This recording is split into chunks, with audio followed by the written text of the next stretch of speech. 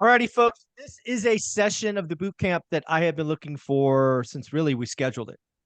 As we know, there is a lot of social media out there celebrating thousands of units.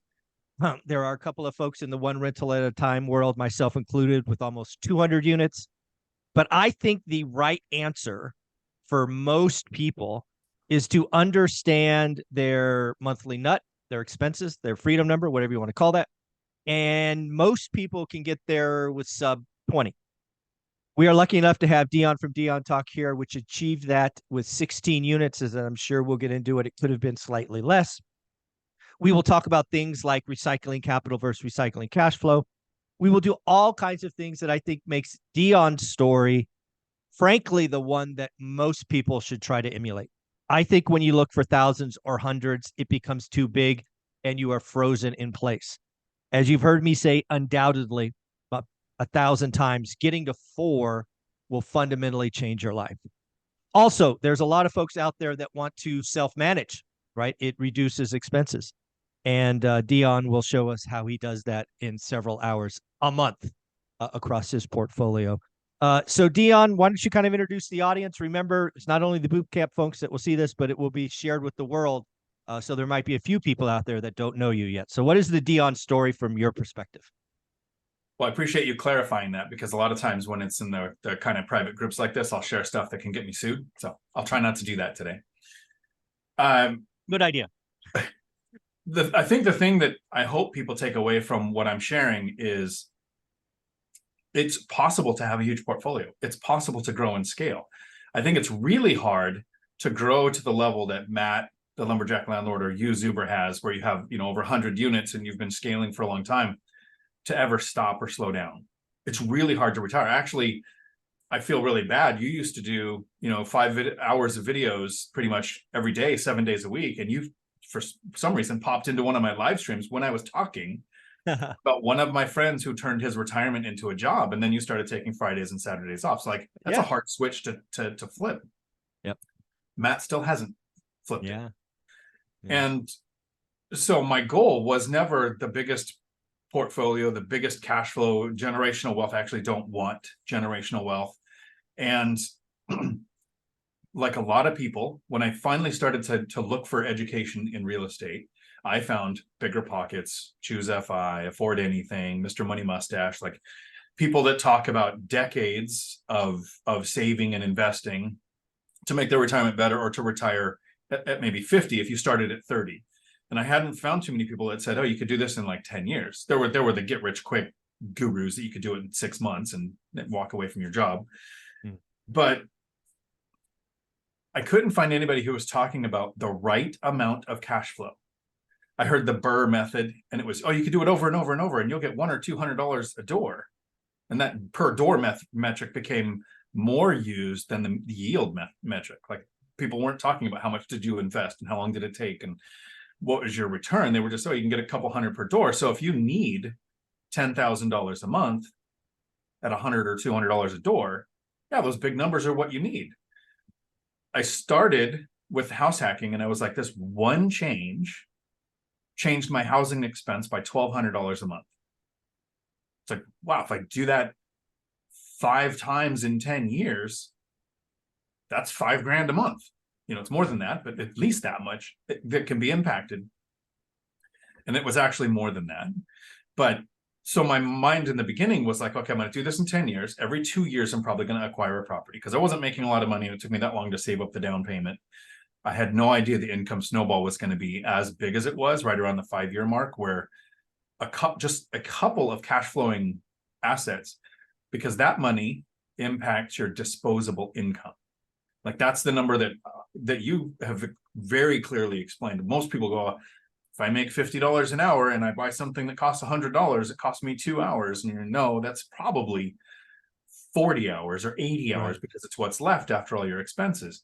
Well, when you have pure cash flow coming in that you're not selling your life for 1 hour at a time, it goes right to disposable income.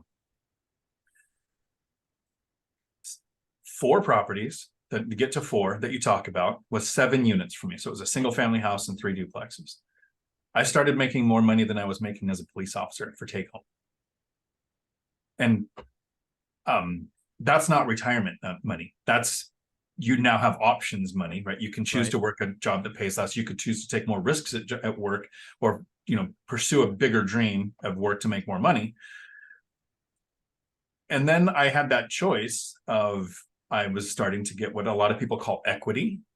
Mhm. And I call the ability to put debt on an existing asset. And I Okay. chose not to. So I've never done a cash out refinance, a HELOC, never sold for a 1031. I just let the cash flow build. I have a couple of things that have helped the cash flow build. One is the binder strategy, where my tenants ask me to raise the rent. So it's a little easier to make money when I'm not having a lot of turnover, because I have happy tenants and they keep the rents competitive. So I'm actually making, when people say $100 or $200 a door, I'm thinking, well, if that was your yield, sure. But I was starting at $400 or $500 a door, and now it's over $1,000 a door, because I'm pursuing yield without touching the equity. Because when you think, oh, I could take a HELOC and get more, you'll have a bigger number, you'll have more units and thinner margins. Mhm. Very And so true. that's what I've avoided. And I don't think I can prove this, because there's probably 150 videos on my channel where I say, and on your channel too, where I say, how did I say it? I don't think I'm one of those retire early people. I don't think I'm actually even going to retire late. I loved my job. I had told my kids their entire life, I'm probably going to work until I die. It was just my mindset that that's what it takes. Yeah. And then about a year and a half ago, I made a video on a whiteboard where I talked about how much I make per hour if I look at just my rental coming in. So if I Right. worked 40 hours a week, I was making about $80 an hour. If I worked, 24 hours a day, I was making $19 an hour. It was without getting out of bed. I had more money coming in than the average person does working full time. Mhm. And it dawned on me how stupid it was to keep going to work. Right. And that's so right about then is when I started changing from, okay, I just want a better retirement. I don't want to become a financial burden to my kids when I'm old, to what would I do with time freedom? And when Right. the world opened up, in a world without an alarm clock, I made the joke a couple of times of, I'm going to retire sometime between tomorrow and 3 years from now. And it was immediately the day that I decided to. I just went to the owners in a meeting. We had a meeting where I resolved a huge issue. At the end, the VA, the agencies, the state agencies left the meeting, and I asked the owners to stay in that Zoom meeting. And I just said, hey, By the way, this is my last day. And it shocked me just as much as it did them. wow, that is awesome. Well, let's remind folks where your story starts, because there's a lot of people that are starting later in life. There's a lot of people starting with family and kids. There's a lot of people starting with low income. There's a lot of people starting with, frankly, a negative net worth. You had all of those challenges at the beginning, and I think people need to really feel and understand where you were when your mindset shifted, and house hacking became, frankly, moving into a rental became the right answer. So very back to the beginning, and just remind people where your beginning was, where a lot of people would not want to be. So I like to do it in that chronological order. I have found out that when I share the starting position, it just depresses people. So if I share, look, here's how you can end up in 10 years, it's like, oh, okay, well, that's worth pursuing. And then when I shared the starting position, I basically made it to 40 without ever having a lot of money in the bank. Right. I was just working, trying for pensions. I tried the Marine Corps, I tried law enforcement, and both of those had, after Desert Storm, they downsized the military. And then 2008, law enforcement shrank. And so my pensions kept getting taken away. Went through a divorce, became a single parent with 3 kids. Found out about 89,000 was, well, so here I'll share the real numbers. I found out about $313,000 in bad debt in my name I didn't know existed until the divorce. And the reason I want to 313,000. so the reason I want to share the real numbers is because you could take away a lesson from this. My ex filed bankruptcy. I'm in a community property state, so all of our debt was my debt anyways. But now the debtors came after me to say, well, she filed bankruptcy, you need to pay this. I didn't know who they were. I didn't know who we owed money to. I know nothing about this. So I started calling them to build a list of who I owed money to, because I was in law enforcement. Bankruptcy is not really an option. It's a career killer. Makes you more likely to take a bribe, right? Mm-hmm. So I was thinking, how do I do this without filing bankruptcy? And I thought, well, maybe I could sell the house, because I didn't realize it was underwater. When I was talking to one of the lenders, they asked me if I intended to file bankruptcy too, because if I did, they would take 20% of what I owed. Hmm. I thought, that's a thing. I had no idea that was even a thing. So I contacted all of them.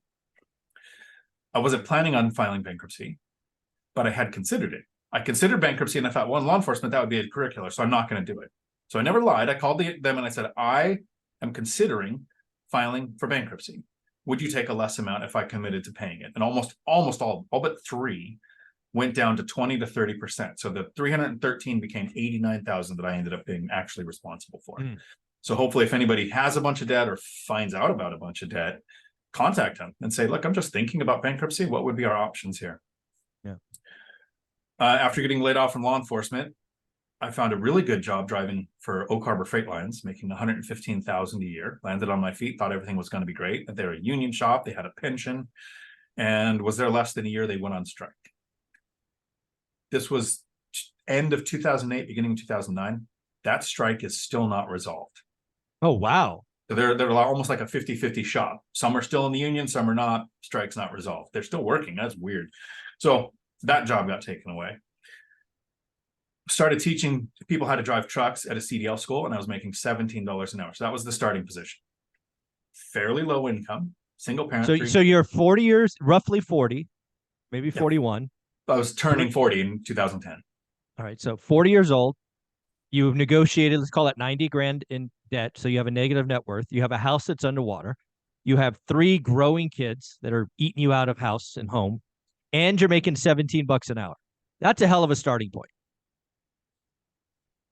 It's one of those things where I probably would have stayed fairly what I would call poor if I hadn't met the new owners of the CDL school. Okay. Because he taught me, like, the new owners purchased it right after about 6 months after me working there. And he came in and I had been demoted to some management position. I started working my way down into the company leadership. And he taught me about some business concept of what's measured can be improved. And I immediately took that to saving. I've got so many people who are in the same position. They have got debt, they've got kids, they're not making a lot of money. And they say, there's no way I can save anything. And I thought, well, can I save it like $1 or $5? Right. Because once you measure it, now you can improve it. And then I was working a side hustle. I'm a complete nerd. You can tell by the Dungeons and Dragons map on the wall behind me. And I played World of Warcraft and sold things from the online game on, at the time it was eBay, and then a couple of websites that would buy the in-game currency to make side hustle money to save. Bad debt to income ratio, low income, talk to lenders, because I have a friend who's an agent. He said, if you're going to talk to anybody about real estate, talk to a lender first, right? So I still advise that to everyone I talk to. If you don't talk to the lender, agents aren't even going to talk to you. The lender said, you can't buy a house. It's just not possible. But kind of like the debtor, when they said, unless you filed, if you were going to file bankruptcy, we would take less. They said something that kind of spurred a thought. The lender said, unless you had rental income on your tax returns, then you can buy houses. So I moved into an apartment, rented out my house. Again, I want to highlight that story. Again, you're in a house, it's now yours. You try to sell it, you can't sell it. I tried to give it away. Yeah, give it away, not sell it. True. Give it away. Nobody wanted it, so you're forced to keep it. You then go to your kids and go, hey, how about we leave this big ass house and move into a rental unit, which again, most people would never broach. Your kids actually enjoyed it. And you did that for 2 years. You created rental income for 2. That's all you did for the first 2 years. Dion's story to financial freedom starts with him moving into a rental and collecting income on a house. That was all you did for 2 years. So it actually did a couple of things. One, you're right. A lot of people say, oh, I could never do this because my family would never live in an apartment. Well, how many millions of families live in apartments? And my kids were actually excited. My daughter was super excited to get to be a new girl at a school because she wanted to be, there was actually a TV series called The New Girl. And so somehow that resonated with her. And apartment complexes had a gym and tennis courts and other kids to play with. But I had switched jobs from law enforcement to teaching at a CDL school. So consistent work history in a field didn't exist for me. Right. So the 2 years of saving the down payment, the 2 years of getting rental income on tax returns also gave me 2 years in a new field. This is something I actually struggle with now when I meet somebody and I want to get them on the path to financial freedom, whether it's in person, YouTube world, social media. Not very many people want to do something that has an impact in 2026. Yeah. That's 2 years from now, basically, right? We're a couple months from that being 2 years from now. Most people think, no, by 2024, I want to have 3 more units or my first rental or something. And so when I say the first 2 years, it took 2 years to save. And this was with side hustle money, very frugal living, which I don't want to ever be a frugal person, but I was frugal for a while. I saved $28,000. How many people do we know who are willing to take 2 years right now to save $28,000 to have the down payment for their first rental 2 years from now? That's the struggle with, and I get this from being a CDL instructor, or maybe if there's teachers here. It's really hard to remember what it's like to not know something. Right. So when you talk to most investors, they just say, well, I've been doing this for 10 years. It's a lot easier because I have this portfolio and it creates this cash flow. But what was that starting emotional state of, for a year, nothing happens. But the savings account changes very small. You're focused on work. You're focused on the kids. You're focused on not spending money. And another year goes by and the same thing. And I saw people, this was 2010, 11, and 12. You know where the prices were? You know how many people were doing all cash deals? Lenders weren't there. And I was just watching people buy properties, and then they started to go up. And I feel like I'm missing out on the best time to invest ever because I didn't have the work history, didn't have the down payment, didn't have the rental income. Like all of these things were just stacked against me. 2026 is going to come. It's going to be here. And the things that people do between now and then is going to be whether they retire in 5 or 10 years or not. Yeah, I love that. So there's a couple things I know I want to hit. Why don't we go back to Dion's goals at 40, right? When you had this epiphany, you made the decision to start house or renting your house out. You're now renting. When did that first duplex kind of become the goal? So when I moved into the apartment and I rented out my house, my first year went really bad. I made every mistake I can imagine. I thought back in the mind, I'm going to replace my income because that's what most new investors think. I'm going to replace my income, which is not a metric that we should look at because we want to replace living expenses, not income. Didn't know how long it would take. I knew that in 10 years, I could, if I just did one every 2 years, I'd make as much as I was making as a cop.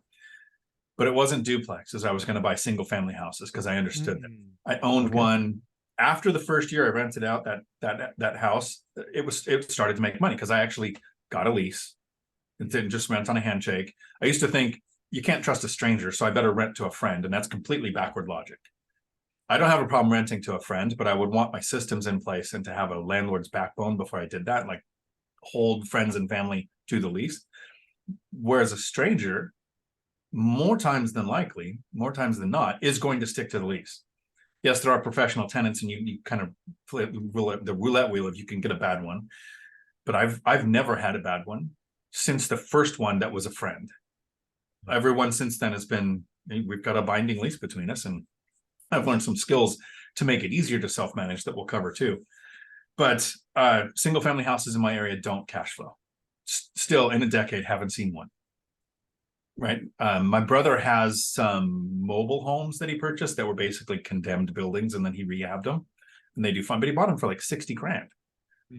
There's places like that for sale in Washington now for 110. Oh, wow. And then you're going to spend 50 rehabbing it, right? And then it'll rent out for a decent amount. So it's still possible to do his strategy. But I was working full time, raising kids, and I'm not handy, right? I'm trying to think of things I could do. Doorknobs.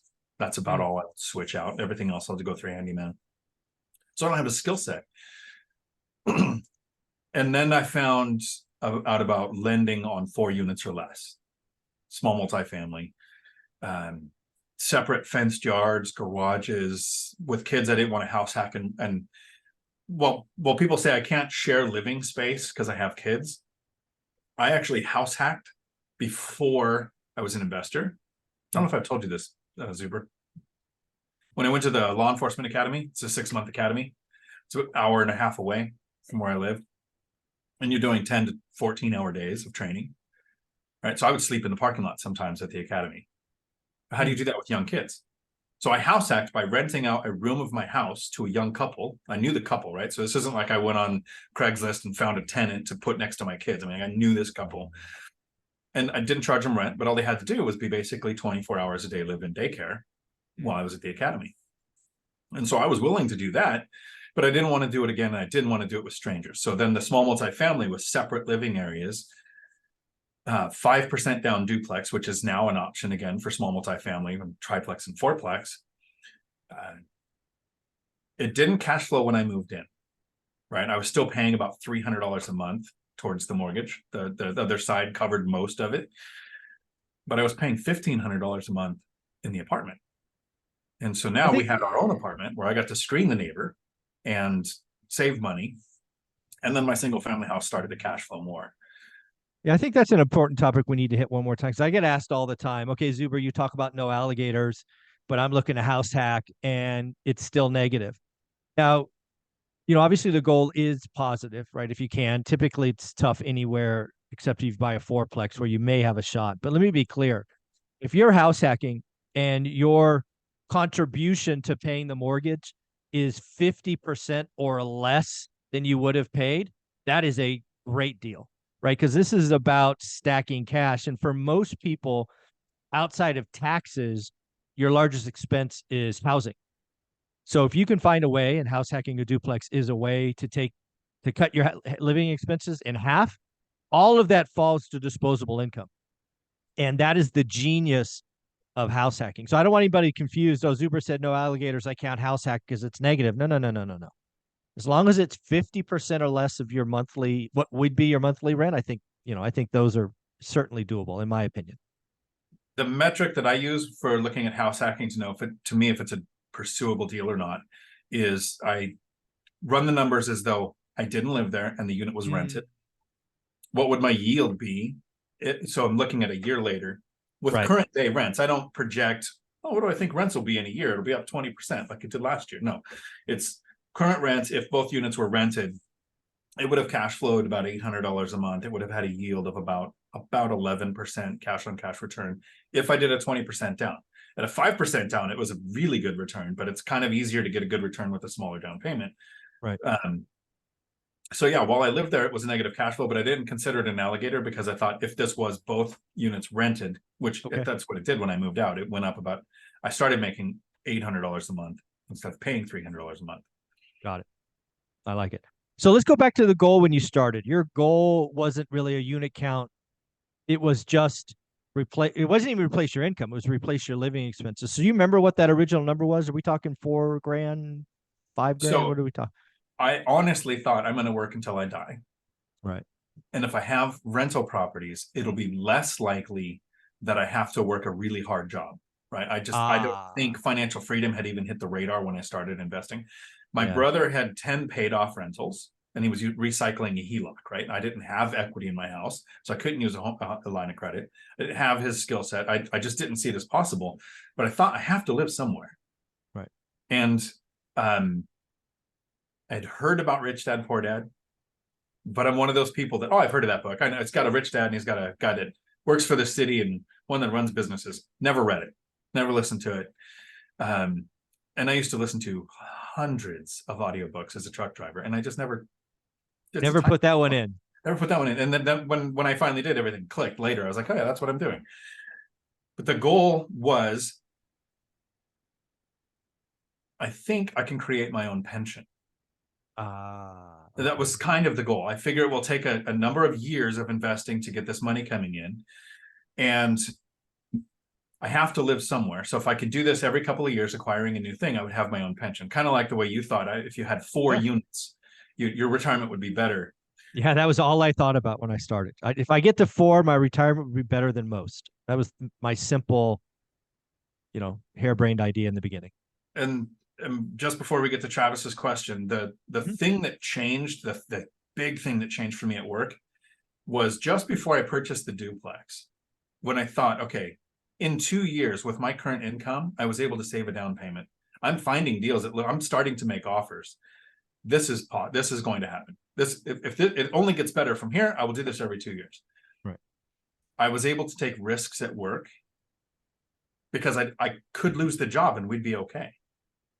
Right. And so I actually had a couple of ideas that exponentially grew the company and got me demoted all the way down to president of the company.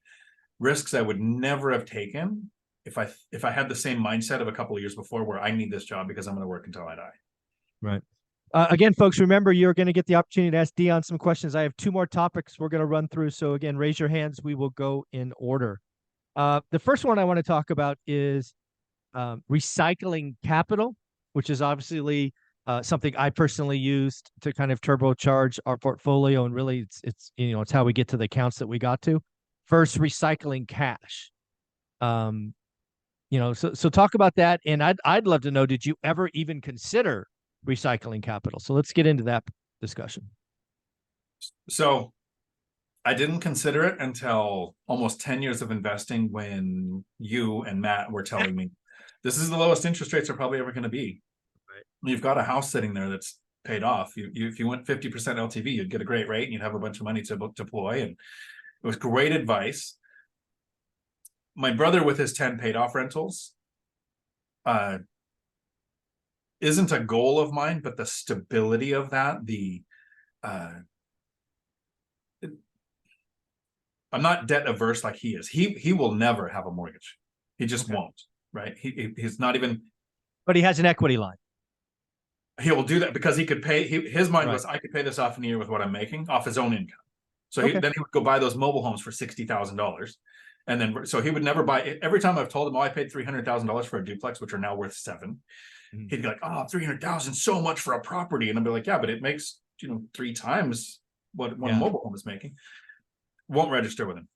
Okay. So I don't have his debt aversion, but I do have this equity position I was pursuing. I didn't want to be more than 70% levered, because I had used a 100% loan. We wrapped up the closing costs on an adjustable rate mortgage on my single family house. And that's how I ended up in 2008-9 underwater on an adjustable rate mortgage that I had refinanced to give my ex her portion of the equity before I found out about the other debt. Like, I was just in such a bad position. I've got this, I don't know, what do you call it? Stress from being too levered. Right. Okay. So the goal was to be around 70%. Okay. Not more than, not less than. And that gave me the I don't know. Sorry, go ahead. Yeah, it gave you the comfort, right? That's what you were seeking. And again, your goal, we started here, wasn't to be big. It was to be financially free, to have time, freedom, optionality. And that's what, again, thank you. That was my memory kicked in. That was what I was pursuing. I was pursuing stability. So where if I lost my job, it wasn't as stressful as getting laid off from law enforcement and then going and finding a $17 an hour job. I can go and find a $17 an hour job, but the cash flow from the rentals would make it to where my kids were still eating. Yeah. And again, I want people to hear this. A lot of people kind of celebrate the growth at almost all costs. That can create a very shaky foundation. If you're constantly levering up assets, and heaven forbid we enter a 5-year flat market like I see, that can get pretty rough. And again, don't forget the goals, right? The goal in the beginning was time and optionality. You can get there. Most people can get there with sub 20 units. A lot of people can get there sub 10, right? To spend it depending on their expenses. So I think it should be celebrated, the idea of income snowball, which you have coined. Because again, I think the other idea that I want to hit here is, once you really have the income snowball, your timeline to get the next property dramatically shrinks. And the first 2 years you did nothing except get rental history. Then you got the duplex. And then walk us through roughly the timeline of getting your 16 units. So at this point, you've got a house and a duplex. Where do you go from there? So that timeline getting exponentially faster is actually why the retire early happened. Right. The recycling cash flow, I just kept putting the money back into the business. I didn't get a nicer vehicle for 8 years. I didn't take a vacation for 8 years. I just had 8 years of funneling all the money into buying the next rental. 2 years to get the first duplex. 2 years to get the first investment property. I purchased a duplex with 20% down. 1.5 years to get the next duplex. And so that was when I had the 7 units, and I was making my cash flow after everything was $2,700 a month. And there was money being set aside for repairs, maintenance, and vacancies. So this is beyond expenses. I started making more money at the job. Then I took a year and made a huge financial mistake. And I paid off the single family house. I had that example of my brother having his paid off rentals, and we made a video 2 weeks ago. I lost $1 million because I paid off a mortgage. Yep. And then a year, I bought the fourplex, and that was the biggest change. That pretty much doubled cash flow, one move. Okay. Because the fourplex was cash flowing $1,700 a month when I moved in. The unit I moved out of, that duplex, started the cash flow $800. So I was making $2,700 a month in cash flow. Moved into the fourplex, and that added $2,500 to the cash flow. And then 8 months, bought a triplex. 7 months, bought a duplex, and then didn't buy anything for a year and a half, and then just dumped $400,000 into an all cash purchase, my first all cash. Shockingly weird experience of buying a place all cash, having the money, and then filling out the 5 pieces of paper to buy a property. Yeah, it's a lot less paperwork when you're paying cash, isn't it? It was weird, and it was a weird position to be in. I remember saving for 2 years to get 28 grand, and then sitting here going, making videos going, I have $500,000. What do I do with it? It's sitting in the bank. Look at what inflation is doing to that. Now, if I can move it into a property, that'd be a good thing. Yeah. So one more topic, folks. Again, remember, you're going to get to ask Dion some questions. Get your hands raised. We've got 3 up that I can see. We will go in order. Travis, Catherine, and Richard is how I see the order. Let's talk about that paid off property. That was the last thing I wanted to hit. You've kind of already teased it. It was a mistake. I think you look back on today as a mistake. I think that's fair. But Dave Ramsey would tell you that was the goal. So, kind of talk about that from your perspective. So I don't know if I said it was a mistake. I've said it's my last burr because I don't want to do rehabs again. Reaching financial freedom, which for me was getting 4 times. Let me be. I think you're talking about the wrong property. I'm not talking about the one you bought for cash. I'm talking about the one you paid off property. Thank you for clarifying. Thank you. Sorry, I would have wasted 5 minutes for everybody. I didn't want to do that. Yeah, I want to talk about the paid off one. That year that you spent paying off a property. That was like the goal. Pay one off. So it was my highest interest rate. It was like 6.8% or something. Like it was 6 point something, and it was my lowest debt. So it was 121,000 owed on it, and so it hit the debt avalanche. Highest interest rate. It hit the debt snowball, smallest amount of mortgages. So I just recycled the cash flow to tackle the debt and got rid of it. Had I taken that money, the 121,000, because it was 109,000 for the down payment for my fourplex. I had to put a roof and do a little bit of other stuff. So that was my first big expense. I'm buying a property too. But that 121,000, if I had for that year just funneled it into an account and then purchased another fourplex, the fourplex that I did purchase has gone up over $1 million in value. And it's net worth, right? So it's not a number that I use. My cash flow from that fourplex is amazing. So it was really good. Could have done that as well. Paying off the property, I keep saying these as excuses. It was a time where we were allowed to have 4 mortgages in our name. I had 4, so I paid it off to recycle that slot for a mortgage out of my 4. But there was DSCR, asset-based. I could have done seller financing. I just had pigeonholed myself into what I thought lenders, the traditional lenders, had as an option. Right. So I don't regret having a paid off property. I don't think anybody ever will. Right? Even you have some part of several, your so that's kind of why I didn't refinance it when you and Matt suggested it, is because I have such a small portfolio. I only have, at the time I had 7 properties. Now I have 8. I had 7 properties. 1 paid off is whatever percent that is. Now, right. So now paying all cash for this, I'll keep those 2. I might refinance this one at the end of the at least 50%, have the money to deploy again. Yeah. But it's weird. It's not my goal. I don't want to grow. Yeah. I don't know if you remember this, but just before we get to the questions, I had said a couple of times, I retired with 16 units. I don't know if I want 16. I might sell my single family house, the paid off one, pay off 1 or 2 of the mortgages on the duplexes, and I have more cash flow, more financial freedom, less tenants. What is the interest rate on those duplexes? 3. So I'm not paying more. Yeah, you don't do that. That's bad. No. Let's And not I be silly. refinanced them in 2020 to 3%. And that even so, on top of recycling cash flow, the binder strategy, and resetting the interest rates, that's Yeah, where a lot of the cash flow comes from for me. absolutely, absolutely. All right, let's get into it. Again, you can ask him about his journey. You can ask him about landlording a couple hours a month. We didn't get into that. Maybe I'll break it in between, and we'll get to that in a minute. But let's go to questions. Travis, your hand was up first, I believe. Hello, can you hear me? Yes. Yes, sir. All right. So I am actually at work today. So if I have to leave abruptly, I work in the fire service. So I may have to leave, but wanted to get a couple questions in if I can. I've got two. So I Sure. hear the two different camps that I hear all the time. Listening to you guys, um, we're looking for deals and yield on properties. And then the other camp that I hear all the time is that buying the best location, the best house in the best location you can. And I wanted to see what you guys thought about the build to rent movement. And I guess my idea behind that is that it is like very low headache, low maintenance cost, hopefully demands a higher rent and hopefully better appreciation in the long run. So what are your thoughts on that?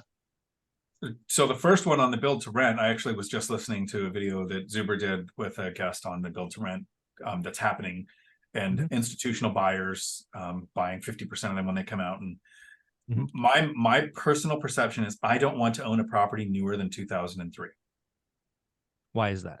Because I'll get yield and cash flow on that and get almost exactly the same rents as a building that was built yesterday, unless it has really high-end finishes in the best neighborhood. And I don't want the best neighborhoods. I don't want Class A properties. Don't want Class B properties.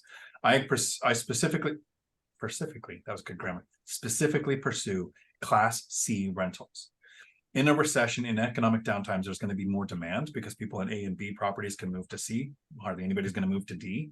So there, and then I've had tenants in a Class C property paying, $1,500 to $2,500 in rent, get laid off, lose their job, industry completely changes. They go on unemployment and pay their rent. Yeah. Right. If you have a higher end rent, newer property, the IT person making $150,000 that gets laid off is going to struggle to find an immediately $150,000 paying job tomorrow. But the cashier making $23 an hour that gets laid off can find a warehouse job tomorrow making $24 an hour. Right. So for me, I've pursued those mentally, and this might be wrong because I haven't done this data. You asked me what was my opinion. So this is opinion, not fact. New builds are for home buyers. So I just asked Beth Traverso, I've got this video coming out soon, on who's buying new builds, and it's home buyers who buy based on payment and what their desire is, not based on yield, not based on return, not based on equity, payment, and institutional buyers. So the big companies are buying them because the company can go, we're going to deploy this $100 million and in 5 years or 10 years, we'll get a return. I take it from one rental at a time. I want cash flow day one. And for me, that comes from 20 to 30-year-old buildings. Yeah, my experience is very similar. I am definitely tracking the build for rent model. I think there's a hole in the market, frankly, because I think build for rent today is single family oriented, and I got that from Lance Lambert in the video that Dion's referencing. I actually would seriously look at investing if I can find a builder that would do kind of Class B plus fourplexes. Like in the markets that I invest in, a brand new fourplex, at least at scale, they haven't been built in 30 years. Right? They're on one side of town. They're kind of all clustered together. They were built in the 70s and 80s. But yeah, if I could find, a builder that's, going to do a small track of, four fourplexes for 16 units, and they're like Dion talks about, they almost feel like little houses where the carports are connected or something. I might look at that. I'd have to run the numbers. I haven't seen one. But to Dion's point, I'm looking for cash flow day one. Generally speaking, I've looked at it, the best areas, the best houses, they don't cash flow unless you put 40% down. So, my kind of cash flow day one means I can't look there, Travis. So the doing the 40% down is just not an option. Then it's much better to go with the lower cash. Well, like everybody's their own investor. I mean, if that's the way you want to go and you want to have, like 4 Class A, like I look at the monopoly board, right? So there's was it dark purple and light blue? I don't really invest there, but whatever that next corner is, I think it's like orange and red or something. That's where I play. If you want to go to the next one, which I think is like, I don't know, I know there's green somewhere on there. Yeah, but if you want to play in Park Place and Boardwalk, you might have to put 50% down. But if you're comfortable with that, by all means. I mean, that is a strategy. It's just, you can almost look at that as a savings account or maybe a pension, to use a phrase from Dion, right? I think Boardwalk or Park Place is a pension if you could put 50% down. So Travis, the metric that you want to look at if you're going to do the larger down payment is there's two metrics that you're thinking of there. One is cash flow. The more money you put down, the higher the cash flow is going to be. But you want to run the calculation because it's not like on a sliding scale. A lot of deals, when you put some more money down, your yield goes up. But often the more money you put down, when you get above that 30, 40, 50% down, your yield goes down. Yep.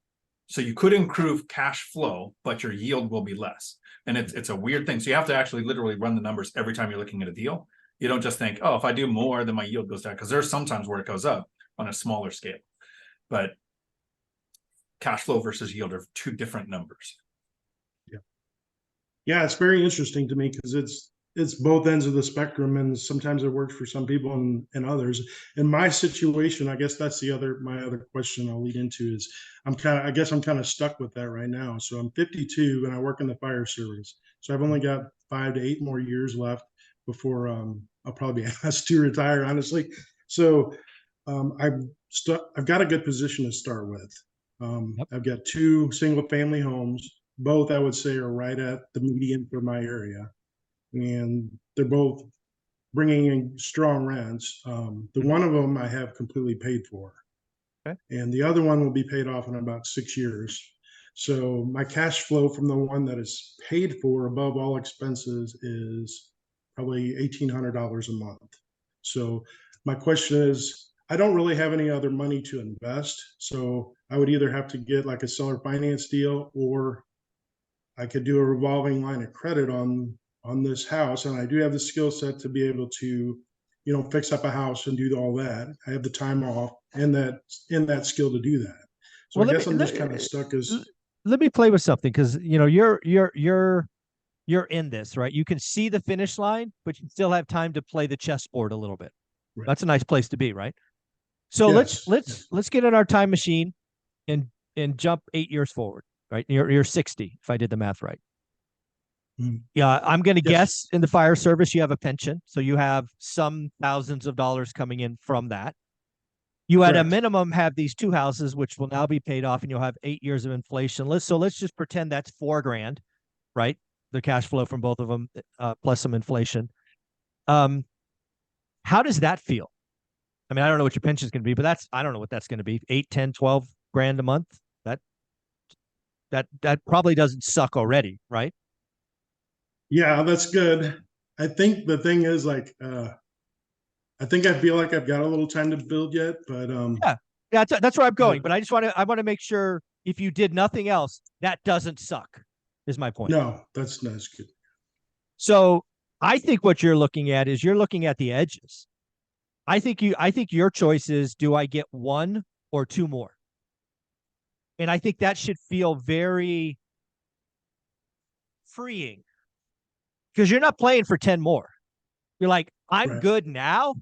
Now we're just putting whipped cream and cherries on top of this bad boy. Now, is that going to be 1 more, or is that going to be 2 more? And I think that's your only decision, right? I think if you go 2 more, you probably have to, just given how math works, you're going to have to buy closer to the median, right? You're going to have to be on that second side of Monopoly board.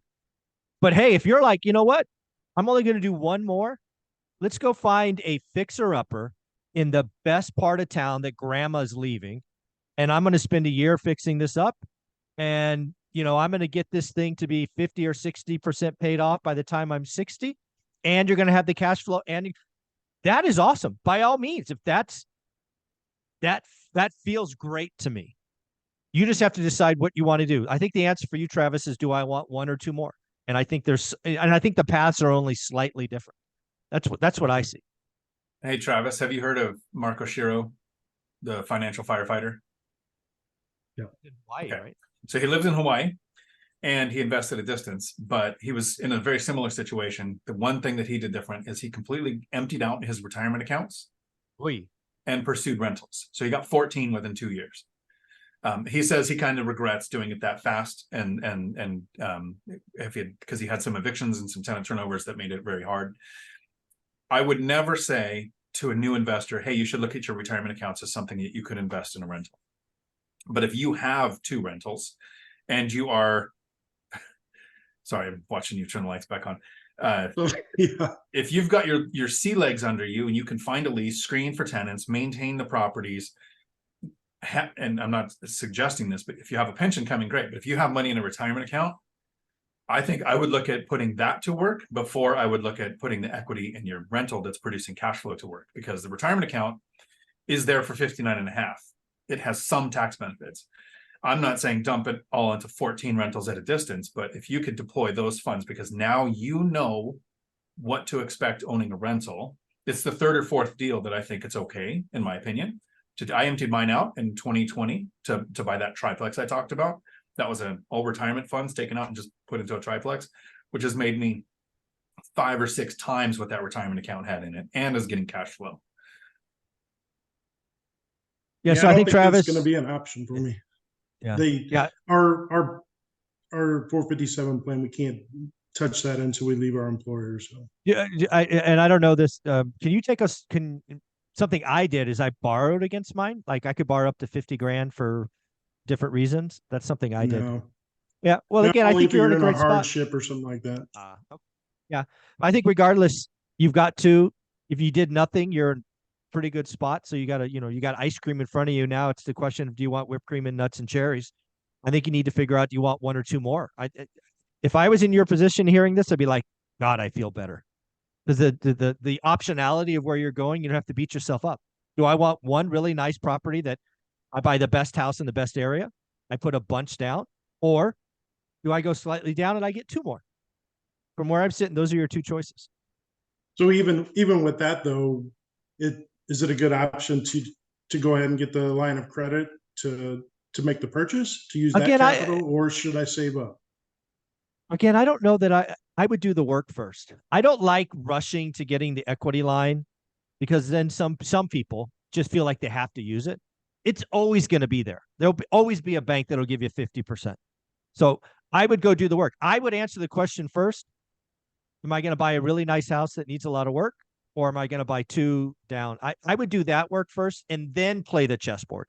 In the meantime, of course, save up. Right. So those, I wouldn't rush to get the equity line just yet. Okay. Make sense? All right. Yeah. Thank you. Very, very cool. Thank you, Travis. All righty, Catherine, you are up next. Hi, Michael. Hi, Dion. Hi, everybody. Dion, I really have always been inspired by your story, and I'm sure a lot of people are. So thank you for telling us. We've got a little bit of the same story. We lost quite a bit of money in the great financial crisis, and so we've had to rebuild, and we've only just now gotten back up to some semblance of, feeling like we can breathe again. But we are considerably later in life than even you were, Dion, when you started, and we're just now starting to try to build some rentals.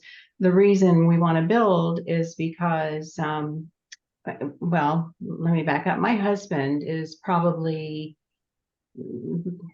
he'd like to retire tomorrow. And I want to retire him as soon as possible because he's done a lot. He's worked very hard over his lifetime, and he's sacrificed a lot for me and my family and just everything. So I want to retire him sooner or later. And the only reason he's working still is because we're trying to get a rental or 2 under our belt before he does, because he's the W-2 job.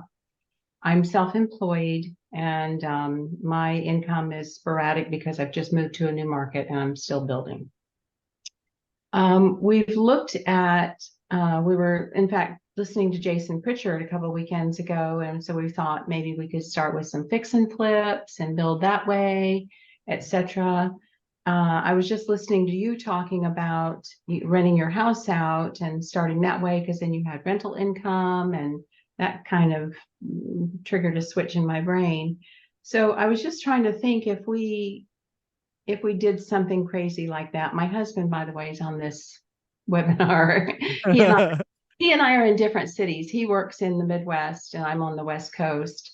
He commutes back and forth.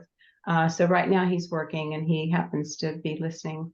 So I was thinking, if we did something crazy like renting our house out, which we could do, and then maybe bought a duplex or a single family with with an ADU or something like that, Mhm. and then kind of built that way. And then if we could do that pretty quickly and then got him retired, do you think that would be a pretty sound way to get started solidly right away, and then he could retire? And then after that, would we be good? Because we do have, we've never had foreclosures, we've never had bankruptcies, we do have good credit scores, so we are good credit risks.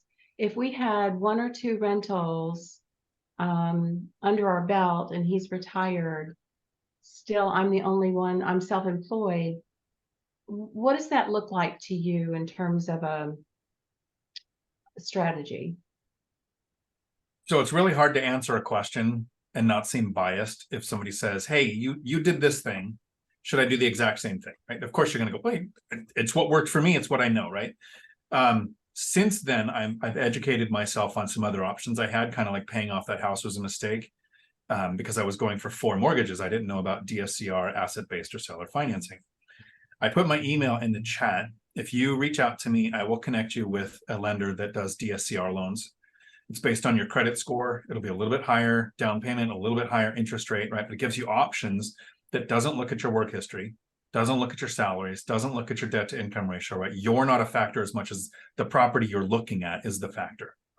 So before I did something like move and rent out my house to get rental income, which is starting a 2-year timer to have that rental income on your tax returns, I would at least talk to the lender and say, hey, what are our options? This is what we're looking at doing, and get it from the lender that is doing those loans currently, right? Even somebody who's used a DSCR loan 2 months ago doesn't know what's happening currently. The lenders are going to have new rules 2 weeks from now. So you want to know, what are you guys doing? There's so few transactions happening. We're on, normally we do like 6 million a year. We're on track to do currently less than 4 million, right? So lenders are very desperate, and Fannie and Freddie go, let's spur transactions and say you can put 5% down on small multifamily. Well, what's happening in the DSCR space that we haven't heard about?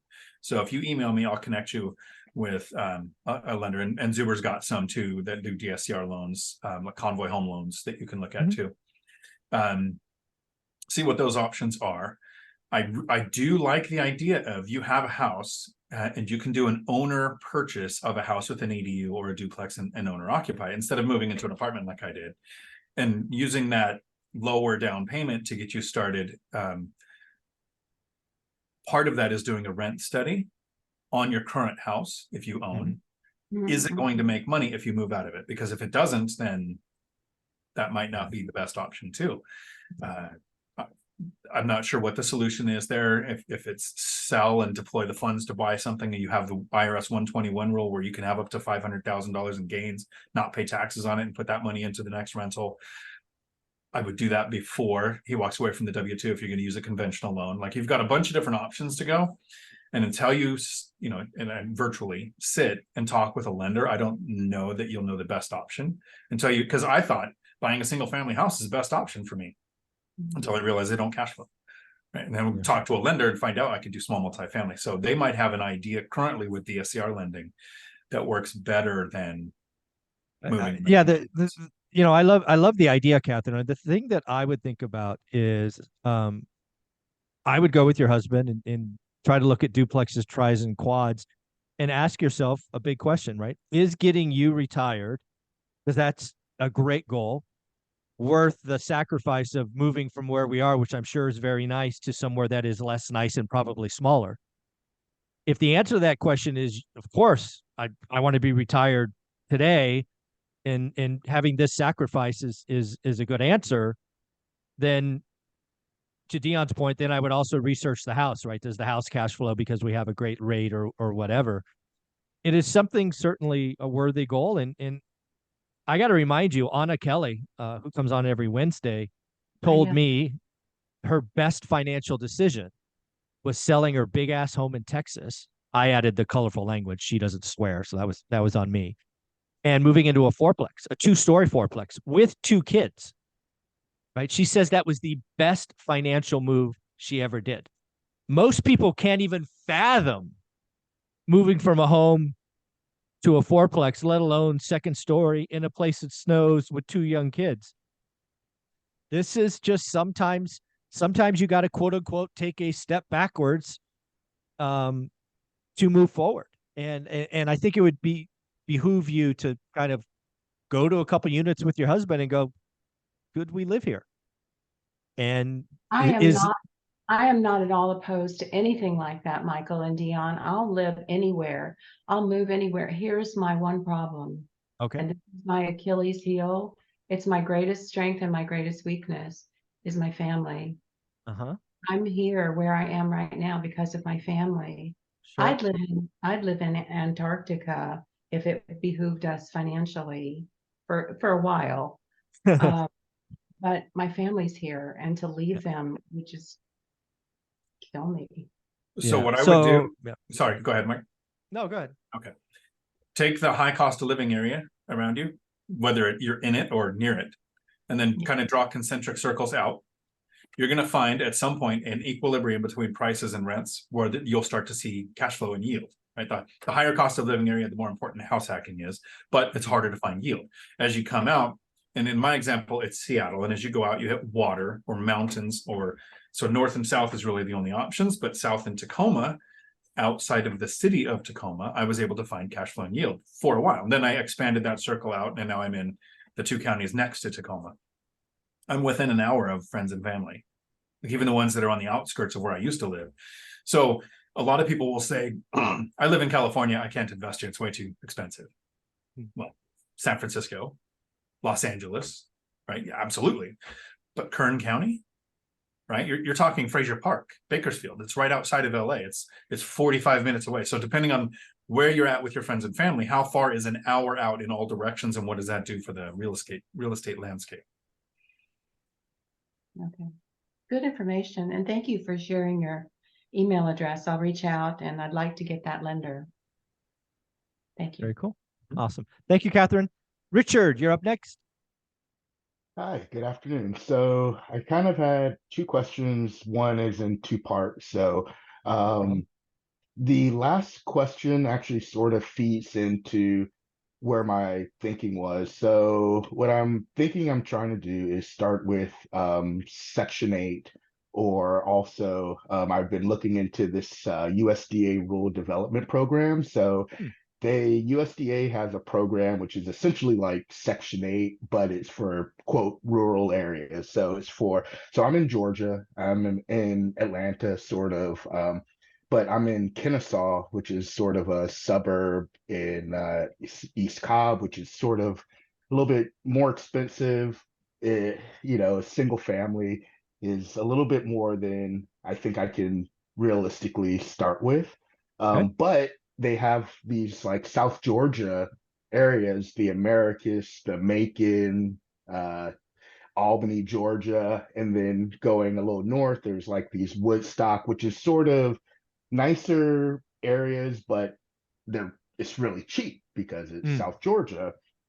So I was thinking about starting there, but with the Section 8. So this part 2 of this is if I'm going to do either Section 8 or this rural development or start in these areas, everyone's like duplex, fourplex, triplex, start with that. And, how do you find these things? Because I've been starting to look, and I know that it would be a great idea to get them, but like I'm not really finding any. So do you try and start with like a single family and like renovate it and do like a ADU kind of deal and try and convert it into a 2 unit, or like how just logistically do you actually find these things? So 2 things. First, let's kind of mentally separate Section 8 housing and low income housing. Okay, those are two different things. They're not the same. So you can't buy a Section 8 property. That's not a thing, right? You can buy property that has Section 8 tenants in place or is approved for Section 8, or in some states, you're all required to have Section 8 as an option. But you buy the property, and then the property attracts the tenant, not the source of payment, right? I have Section 8 tenants with an 831 credit score in a county where I'm getting, at one place, I'm getting more than market rents for my rental because the fair market rent for that area is either off or whatever the reason is, but it pays more than what I can get from a non-Section 8 tenant. And from one rental at a time, remember, you can go broke buying cheap. So when you look at the cheap properties, you can go broke there. I would maybe use that concentric circle thing of the high cost of living area and move away from there until you found a place where there was an equilibrium. If you're looking at Section 8 properties, have you seen the website for fair market rents? Where you can look up, okay, so I'll post it after I'm done talking in the next. I was looking at like HUD user and things like that. So you can look up the county and the state as of January 1st, 2024. There's a pretty significant increase happening in a lot of markets. In some places, you'll make more money on a 2-bedroom rented to Section 8 voucher program. And in others, like Joe Asamoah in the DC area, Dr. Joe Asamoah will make, he'll buy 5 and 6 bedroom places and get $5,000 or $6,000 a month for it because they're more in demand there. So you have to know the market, which size bedroom works best for that. I would look at buying a property that has yield and then think, okay, some of my tenants can be Section 8, some might not, because I can get either more or less from market rents or more or less from Section 8, and then decide that way. When it comes to small multifamily, that was the first thing, right? The second thing is every time I talk to somebody so far, every time, and they say, there's just no small multifamily in my area. My first question is, how are you looking? Because they are not on Redfin. They are not on Zillow. They are not on Realtor.com. They're not on anything on the internet except the local MLS. And the only way you're going to see the properties that are on the MLS, even if you're an agent with MLS access, is having 3 or more agents with auto searches set up, because I have the exact same email. Here's my search criteria. This is my footprint. This is what I want. These are my 3 things I don't want. Send it to the agent to set up my auto search. In over 10 years, one time have my agents ever sent me the same deal within 24 hours. After 3 or 4 weeks, yeah, they'll catch it. They'll pick it up. But to look on the MLS, it's nuanced. The brokerage that your agent works at has a way of accessing the MLS that is different than the way of accessing the MLS from EXP, Keller Williams, Windermere, wherever it's a different format. So the criteria that they can put in and the boxes that they can check for their local MLS is completely different. And until you have at least 3 searches set up on the MLS with different agents, it's entirely possible there's no multifamily in the area you're looking. But you don't know that until you have those searches set up for several months, because the normal way of everybody going Zillow, Redfin, and Realtor, my deals that I've purchased, that I've closed on, showed up 2 or 3 months after we close as pending. So I never would have seen any of my deals on those formats. And then when you look for house with ADU, because you're going to include this in your small multifamily search, you eliminate a lot of the competition. Homeowners don't want 2 places because they don't want tenants. And investors usually say, I want small multifamily, duplex, triplex, or fourplex. They might put in ADU, but we don't control what the listing agent thinks it is. So you want to have your search include all the colloquialisms of ADU, DADU, JADU, accessory dwelling unit, auxiliary dwelling unit, detached, granny flat, mother-in-law house, whatever it can be called in your area in your search, so that those will show up on MLS searches through multiple agents. And then be transparent, let them know you're working with different agents. And I'll clarify real quick. If you're a home buyer and you're working with an agent, you're going to take a bunch of their time and go look at a bunch of properties, you're going to sign an exclusivity agreement to protect that agent's time. But if you're an investor and you say, hey, look, you have a potential of making $10,000 to $20,000 on a commission for 15 minutes of work, set up my auto search, you're never going to hear from me again until I want you to make an offer on a property, they won't have a problem with you working with multiple agents. All right, thank you. Next. Okay. Makes sense, and Richard? Oh, go ahead. Yep. Well, okay. So Yeah. this one might. Okay, so it's a landlord question. So Mhm. say I get the place, right? So specifically, so I'm in IT, so I'm okay with setting stuff up. So specifically, like I know that you self-manage your properties. Like, what payment systems, what rental portals, like what systems do you use to help yourself manage that? Okay, this will be the Cliff Notes version, because if we get towards the end of the 2 hours and all the questions are done, I'll wrap up with like, here's how I self-manage, and we'll get really into detail. But so to accept rents, there's 3 things that matter to me. First, make it easy on the tenant. Mhm. Second, leave a paper trail, electronic. Third, save me a trip to the bank. So those are the 3 things I'm trying to accomplish, right? So I will take Zelle, Venmo, Apple Pay, Cash App, anything that leaves an electronic payment. I have a tenant who writes, I have to cash one or deposit one here in a few days, 6 months worth of checks. Every 6 months I go and I say, hi, how are you? It's probably our only social interaction, I think. She gives me my 6 checks and I deposit them every month. So I'll still do a check on a tenant that's what works for her, because that the first goal is make it easy on the tenant. I'd rather do that than have a tenant turnover, right? So that's a collecting rents. I've had some people say, well, don't do that because the tenant can take the money back. Well, you can do that with a check dispute. Too. Yeah, they can dispute it. They can dispute a check 14 days after you've deposited it. Yep. I've had other people say, well, don't do that because they can make a partial payment. And then that resets the timeline on an eviction, which is not true, because based on the verbiage I put in my lease that was provided to me by my attorney, it is partial payments will be held in a holding account and not deposited into my usable funds if we're ever in the process of an eviction. So they can pay with Venmo, and then you just put that in an account, and it wasn't a full payment. So that alleviates all of that stress for me.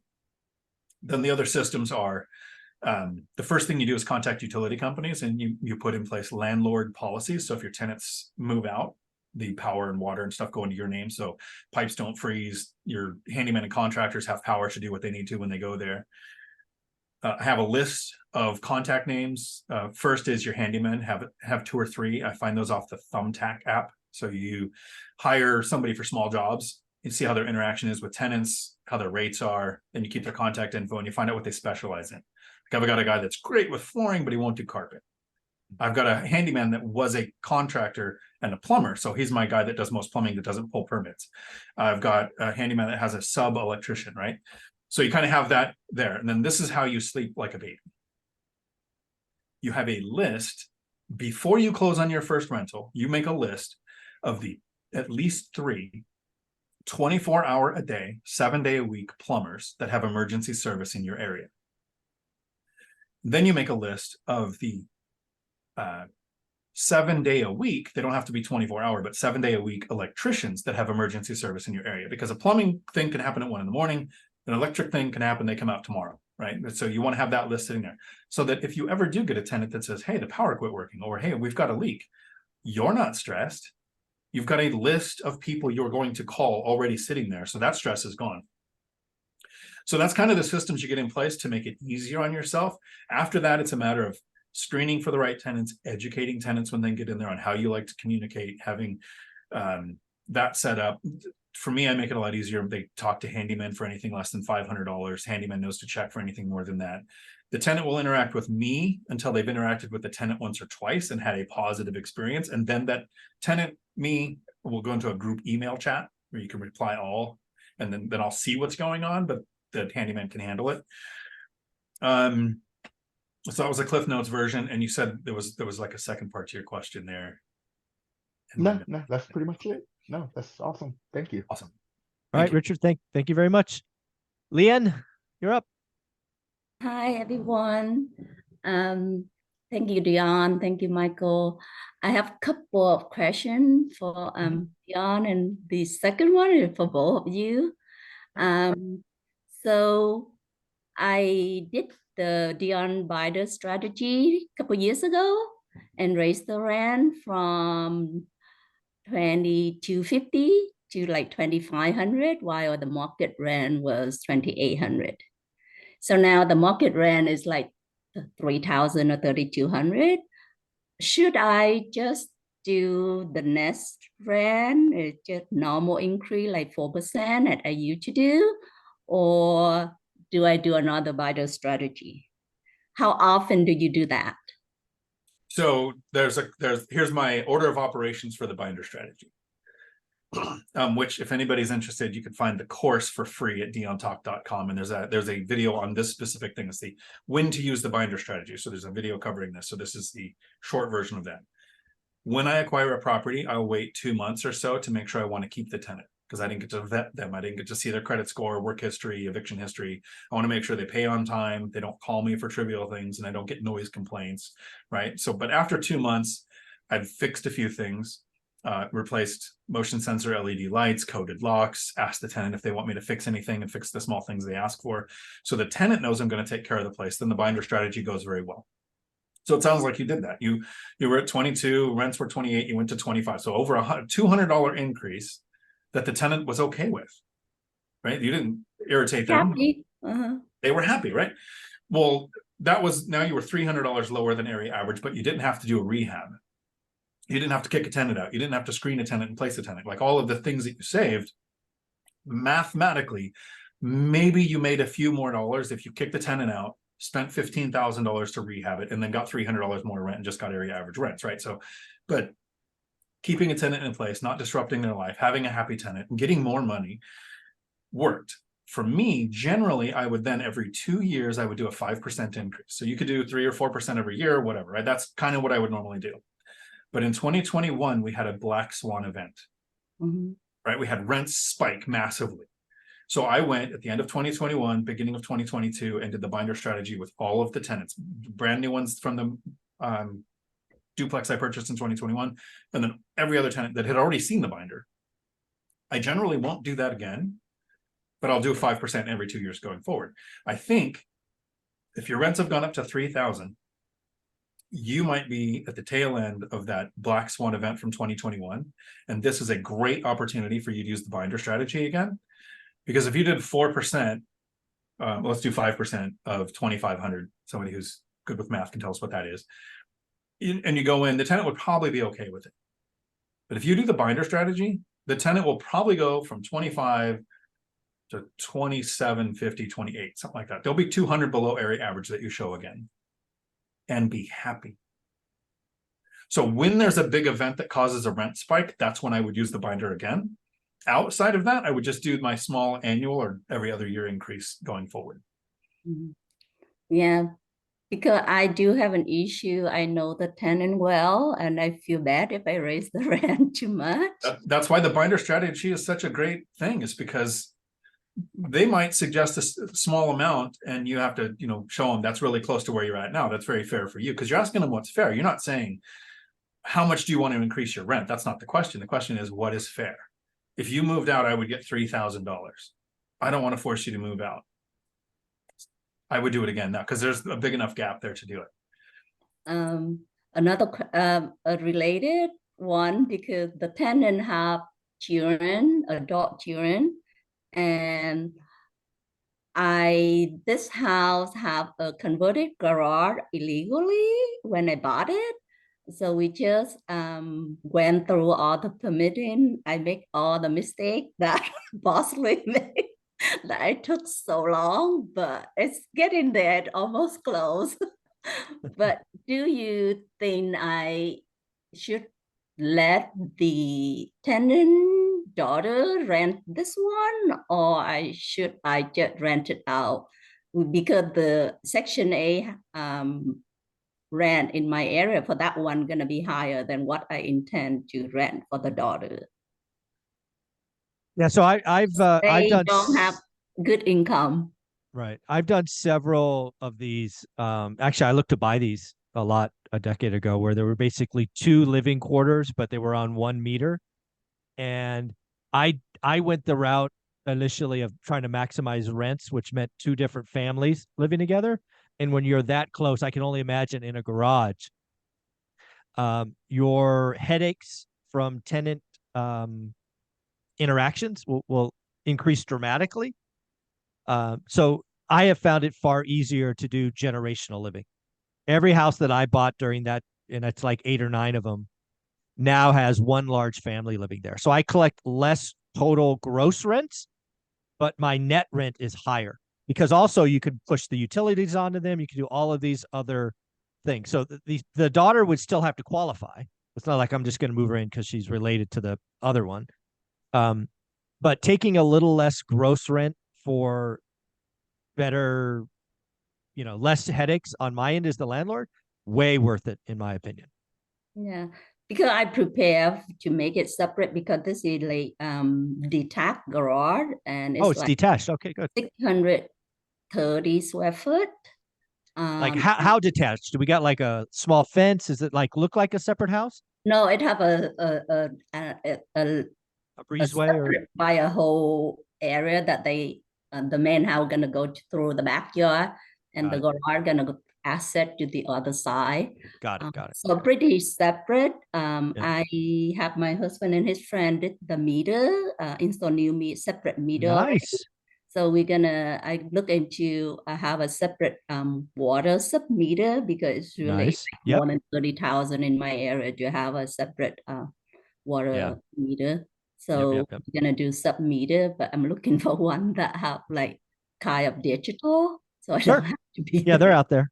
That's nice. I So think you're in a really good position. Yeah. To basically use the binder strategy on the daughter Yeah. and the mother. Say, look, here's the actual printed out from the website. This is what Section 8 will pay. I would like you to live here. I like the idea of a family living here and you guys being Yeah. close to each other. But should I take less than what the state would pay, which is usually less than what I can get for rents? Because I think if you haven't mentioned the rent right now, you have an idea in your mind of what you think the daughter would pay. I think if you present it that way, they'll probably agree to pay what Section 8 is paying. All right.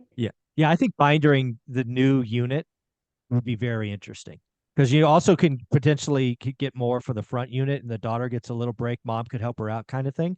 Yeah, I think if you binder the two structures together, I think you might be surprised what you would get. And then for the main house, I let them have a freezer, a fridge, but I give them the old one, and I told them I'm not responsible for fridge. Also, they have their old washer and dryer. But for the ADU, I'm gonna supply I'm gonna buy a new fridge. I don't think I'm gonna buy a washer and dryer. I have the hook up. But then I'm gonna do the same way at they responsible for the fridge because I don't want to take care of the appliances that broken down except for the stove, right? Yeah, there's different states or cities have different laws. The landlord I think it's required heating, cooling, stove. So you have to follow the rules. But yeah, I do that frequently, right? I don't know about you, Dion, but I do the same thing. So for me, I provide refrigerators. I probably would like to not because this year I've had 4 go out and I've never had them go out before. It's just this year. Water heaters and refrigerators this year was my year. But I have washer dryer hookups and I have an old set that I keep in a shed. And I tell tenants, like, if you're moving in and you need a washer dryer, some old tenants, from before left them here. They're not mine. I'm not going to maintain them, but I'll put them in there and you can use them until you acquire your own set. A couple of times now, tenants have used them for 2 or 3 months and then got their own set and I put it back in the shed. So I'm not responsible for replacing them if they break, but I would have to look into my laws about the refrigerator here. I'm half tempted to do. I've got some tenants that put in their own refrigerator because I get like an $800 one from Lowe's. It's over under freezers on top, fridges on the bottom. Super. It's what's in my unit. It's just simple, right? I don't want water or ice dispense. I don't want things that can need filters or be broke in a rental. So I have some tenants who took my refrigerator, they put it in the garage. So they've now got their soda and beer fridge in the garage, and they put one in the kitchen that they maintain and is theirs. And then when they move out, I'll put mine back in to the kitchen. Yeah, I'm debating between like the $1,200 one and versus 800. My husband is the one who won the more expensive one in there because it looked nicer. I've had good luck with the $700 or $800 ones. I had one that was a $500 one, and it made a noise, like it was kind of vibrating, and I don't know what that was. And so I couldn't wait for that one to break to replace it for the tenant. Yeah. Thank you. So the second part is that I'm like debating so much for myself. So I live in San Diego, expensive. I have one rental here. My daughter gonna be out of college in 2-3 go to college in 2-3 years. So right now I don't want to move anywhere. So I bought another house in Menifee, but in like class A area. It have HOA and it have really high tax that I didn't realize. But it's because I put a lot of down. I'm only like about 50-60 LTV. So it's still cash flow a little because I self-manage. So I'm debating between buying a duplex, small multi in San Diego, or go to like outside of Menifee area where I can buy a cheaper home that cash flow, because the area that I bought with first house still doesn't make good yield. But So then where would you be into? Because I think what you're telling us is we're going to stay here for the next couple of years because it's important for us to get my daughter out of high school. But where do you go once she's in college? I don't know.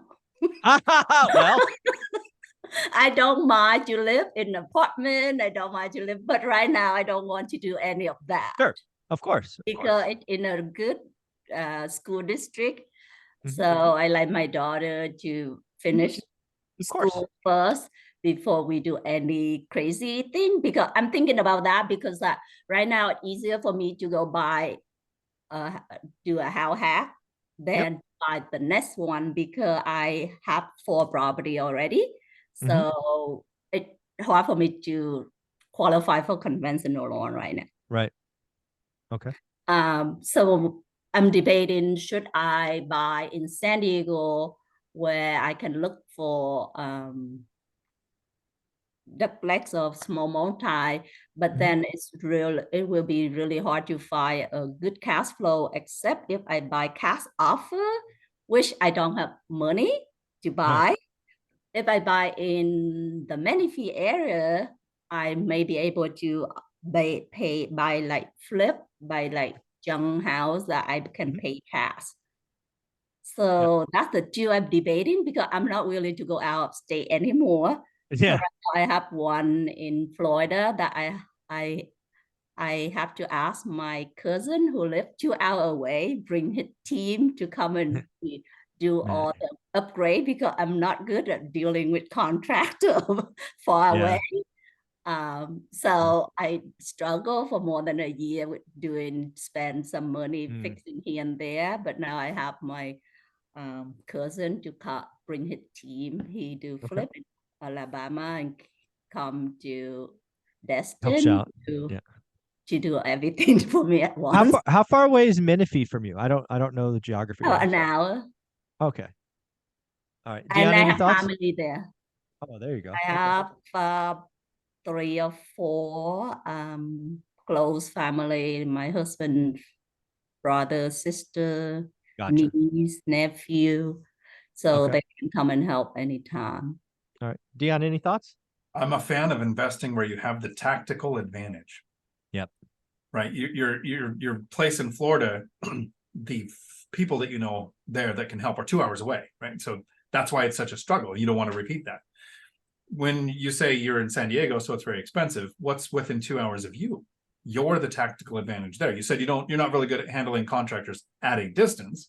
If you can handle them closely, it's like the people who say, I can't buy because I live in LA. And then you go right outside of LA into Kern County and you hit Rosamond, Mojave, Bakersfield, Taft, all those places that don't sound fun to live in, right? Like, I think two of the cities, Lancaster and Palmdale, were voted one of the worst 50 in the country to live in, right? They're right there too. But you go right outside of that, there's tons of rentals that make sense. That's where half my brother's portfolio is, right outside in Kern County. So it's in California, an expensive place to live.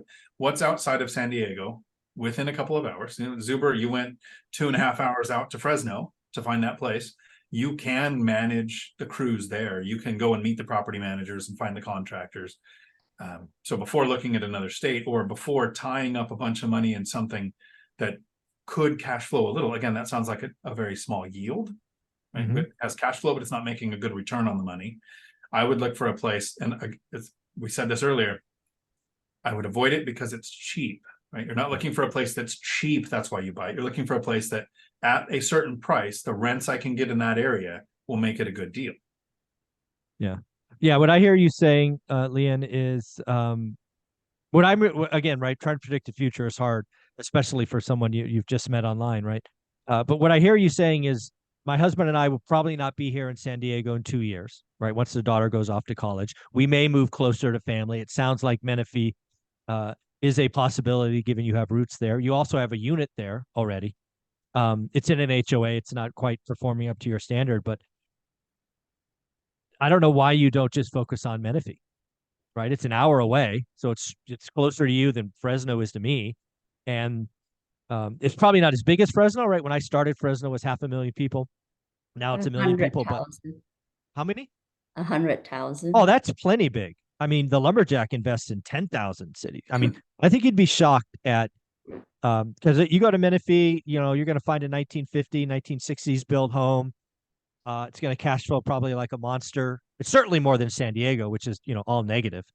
I don't think you beat yourself up to try to find that, you know, that unicorn in San Diego, because that's what I did, right? Olivia and I spent a freaking year telling ourselves that we're going to find that property in the Silicon Valley. It was a waste. It was just a waste of a year. It doesn't exist. And that's when we started looking outside and like the world opened up. And I mean, that's how Dion found his duplex on the freaking water, is he just increased his, you know, his duration a half an hour, and he was, you know, saved $100,000 off list price. So I mean, it seems like a no brainer to me. The little information I have today that you should be doubling down on Menifee. That's what I see. Yeah. Thank you. Does that make sense? Did I disappoint you?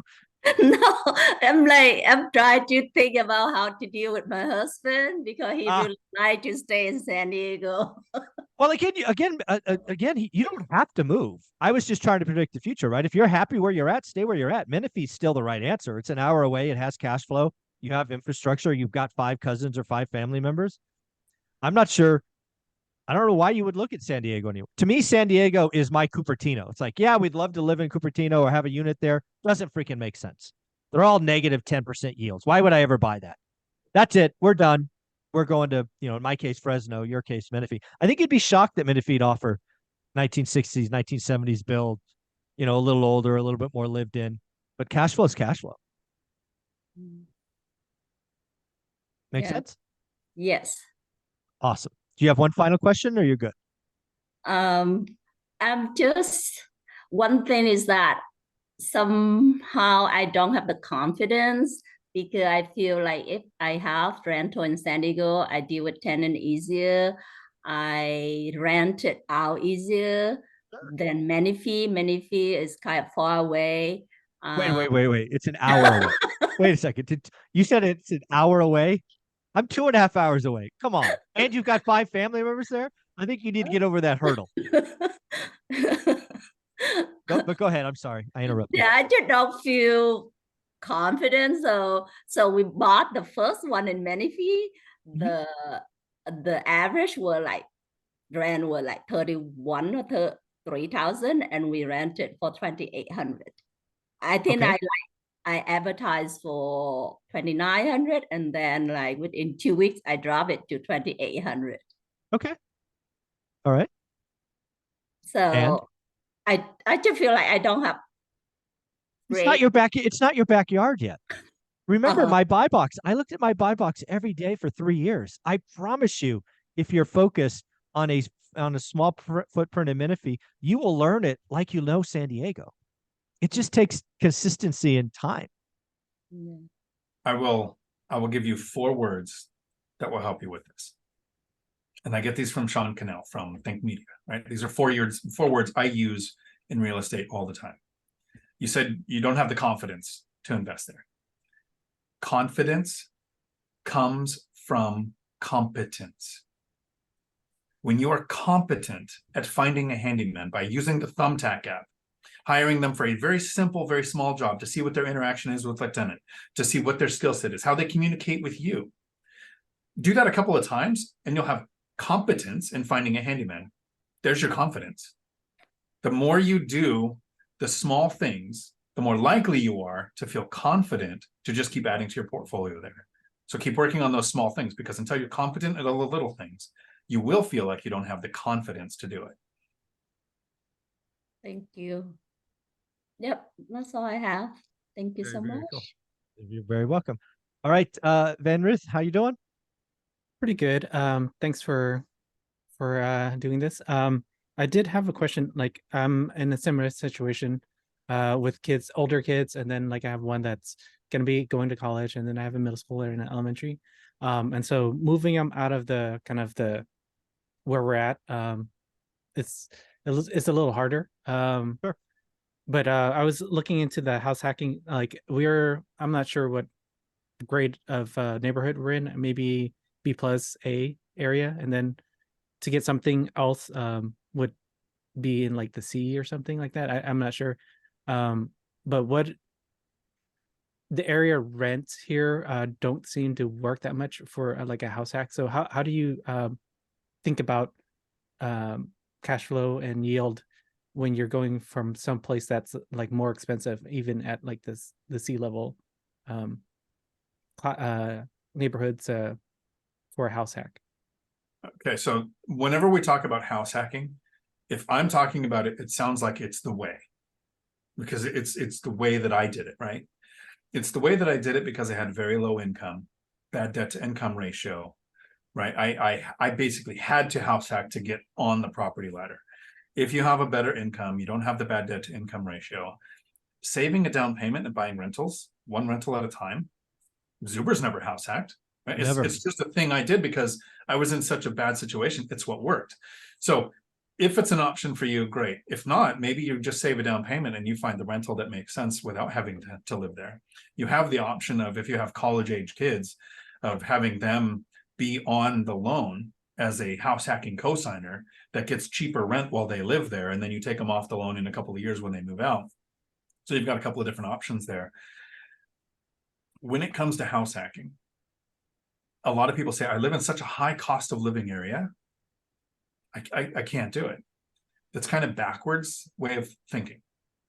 Millennial Mike house hacks just outside of Seattle, right? His rental, he paid to live in his duplex, but he was saving $2,000 a month. Now he invests in Gary, Indiana. Imagine if he house hacked in Gary, Indiana. First, instead of making $100,000 as a cop, he'd make 40. And so he'd have that big impact. And instead of saving $2,000 a month, if he lived there absolutely for free, he'd save $800 a month. Right. So the higher cost of living area might not be about cash flow while you're living there, but how much can you reduce your living expenses? And often you can do that in the same school district. It doesn't have to be that you move out of the school district to find a price. It might be that you move to the street that isn't as expensive as the street you're living on, but it can be in the same school district. And then it's hard to move from one school district to another, but have you had the conversation with your kids? Have you found out what their opinion of that is? I was kind of shocked when my kids were excited about it. We lived on a lake, private access, tennis court, volleyball court, the beach area on the lake. And they were like, we can live in an apartment where all those other families live with kids we can play with? Let's go. I wouldn't have known that unless I had the conversation. So it doesn't have to be house hacking. It can be investing. Unless your situation is similar to mine, you have the kids, maybe you don't have the high income, maybe you have the bad debt to income ratio, and then house hacking becomes more and more important. So you're not just tackling, I don't need a big down payment, or I can reduce my living expenses. It's the best interest rate. It could be gets your feet in the water to figure out what it's like as a landlord, right? If it's an hour away, it's kind of hard. If it's in Florida and your help is 2 hours away, it's really hard. But if you are 30 feet away from your tenant, it's pretty easy to handle issues. And ironically, I lived in the fourplex for the last couple of years. I think I saw 2 tenants maybe a couple of times living there. But it was easier because I was there. So you have a lot of options. Okay. And also like I was for like side hustles, like just thinking about how to deploy, like if I started like a side business and I had to use some of that money that I would use for a down payment for a house or a rental or something, like how do you think about that? Because I feel like I'm like giving up some of the money that I would use to deploy for a rental to start a side hustle so that I can make more money later on. This is a little bit of an overshare, and I'm going to try to get it out without becoming emotional. Mhm. Right around 2018, I was the president of a CDL school. We were training around 2,000 students a year, and I started to make pretty decent money, and I had a pretty good savings. I had some duplexes. I had paid off the single family house. It was just before buying the fourplex. I took $200,000. I took $100,000 and I started a flatbed trucking company.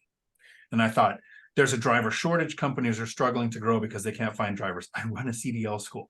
I've got the secret sauce. I'm going to make this trucking company, and I've got the thing that will help it grow. So I put $100,000, leased some trailers, leased some trucks, hired some staff to put it in place, and I started paying payroll, got some accounts to get some deliveries going, had another $100,000 there to cover my burn rate. And I lost every penny. I was $15,000, $20,000 a month going into the business without making a penny. Overtime, I didn't know how to run a trucking company. I was doing this side hustle, and I got kicked in the teeth. And right about $180,000, I thought, okay, it's going to cost me money to break these leases. So broke the leases on the trucks, broke the leases on the trailers, took the people that I had hired, said, hey, I'm going to hire you at the CDL school, got a job for you. So you're being fired, but now you're going to work over here. So their lives were less disrupted than mine. 200,000 gone. So I took the McDonald's model. So if you listen to Kiyosaki, McDonald's is a real estate business, but this is a thing that came up with McDonald's in the early 90s. And I forget where I learned this from. But in early 90s, McDonald's said, hey, look at our salads, look at our chicken sandwiches, look at our this and look at our that. And they tanked. They started losing billions of dollars worldwide. And then they said, hang on, look at our Big Mac. We're a fundamentally hamburger company. And they focus on the Big Mac. They got the I'm loving it jingle, and then they go back. And now they've got all those other things, but they diversified at the right time. I am fundamentally a real estate guy, not an entrepreneur. Zuber says this too. He's not really an entrepreneur. He's an investor. I wanted to put my money to work in investing. So if you're an entrepreneur and you have a business that you think will generate money, the money that you can put in there, you can look at it as a return, as a yield. What will I get for the money that I put in there? If you're an investor in real estate and you know what yield you can get, now you have a choice. Which one do you think is going to be more, you are going to be more confident at? Because it goes back to, if you chase 5 rabbits, you're going to starve. It's grow a business and buy rentals slowly on the side, or invest in real estate and focus on that. But if you try to do both, you're going to be split. And because then when you go to run the business, have you got that worked out? Have you got how the revenue will work? Have you figured out what cash flow is? Because cash flow with a rental is annual profit divided by cost to acquire. Cash flow with the business is maybe it's a net 30 or a net 60. You do work, you pay the expenses, you pay the employees, you pay the taxes, you pay preemptive taxes on the quarters that you don't even see yet. And then 60 days later, the company that you did the work for writes a check. That cash flow is how long does it take for that money to hit your account. It's a whole different business metric to learn. So that's the decision I think that you have to struggle with yourself first is, are you an investor or an entrepreneur? Because they're very different animals. So what I just heard you say, Dion, is not only did you lose $1 million in that fourplex you didn't buy by buying off a house, you also lost another $1 million by trying to run a trucking company. That's what I just heard you say. Yeah. Thanks. Sorry. Time for some of that hard water. Yes, ouch. But I'm hoping that when you make a huge mistake like that and you share it with people, you're like, hey, here's what I did. Maybe you don't have to do the same thing. Yep. So Van Reeth, did you want to have a follow-up question or maybe poke at that a little bit?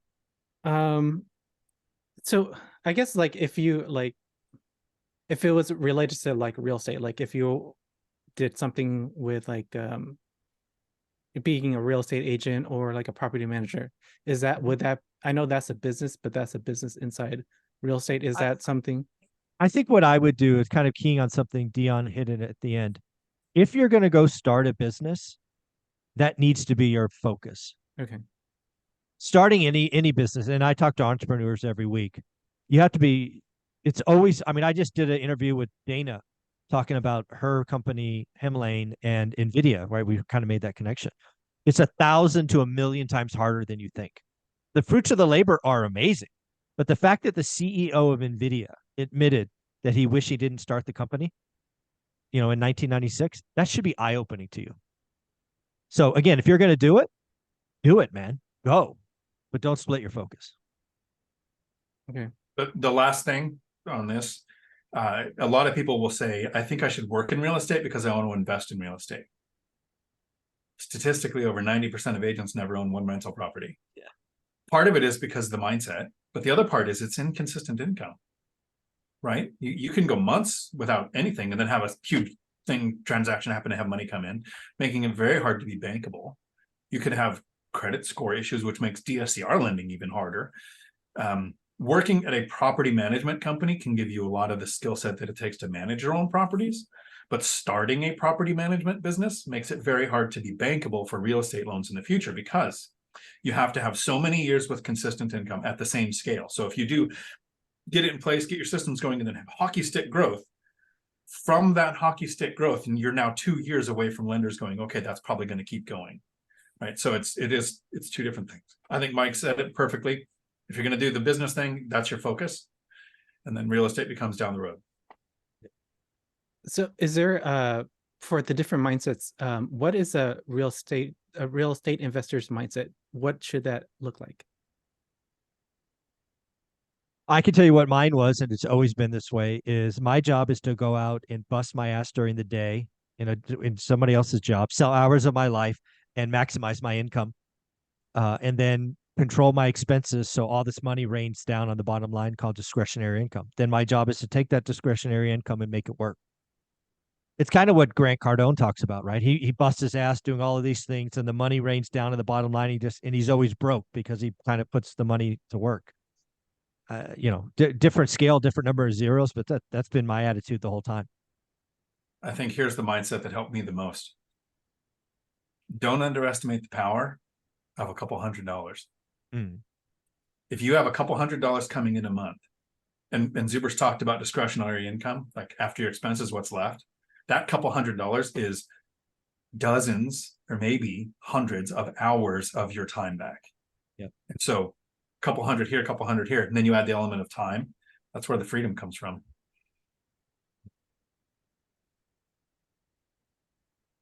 Sound good?